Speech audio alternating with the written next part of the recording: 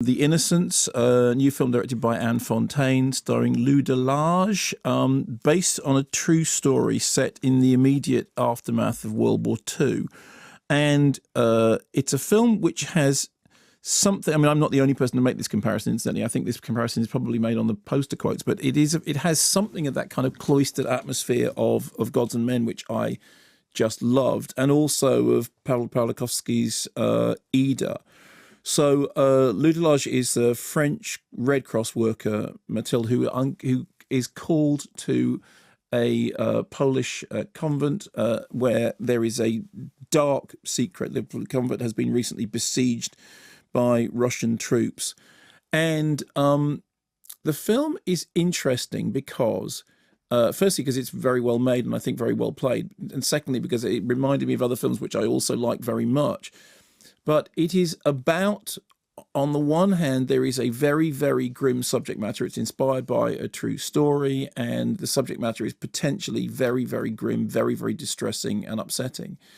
And yet what the film is really about is about the way in which these sort of strong sisterly bonds are formed that actually overshadow the darkness of what has happened.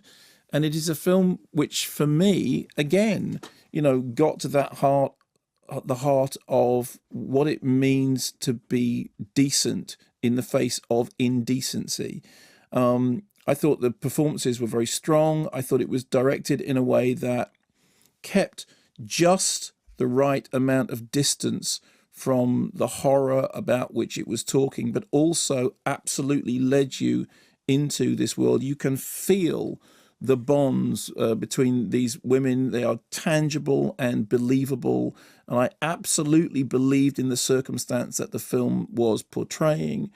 And I thought it was done with a very impressive mixture of restraint and, when it needed to be, there are moments in it that are very, very tense, moments in it that are very, very terrifying, moments in it that are extremely moving and harsh and upsetting. Also very interesting the way in which music is used, particularly devotional music, which, kind of counterpoints what's going on in this story. And I thought it was a very impressive piece of work, and certainly something that once again does that thing of looking at a circumstance that is apparently appalling and irredeemable, and yet finding some form of redemption through it. I think you'd like it. Do you ever see Of Gods and Men? No. Okay, well, you should probably see that first, because that is a superior film, but that is, but it is in that sort of area, and I thought it was well done and intelligent and made with great compassion and, equally importantly, great sensitivity.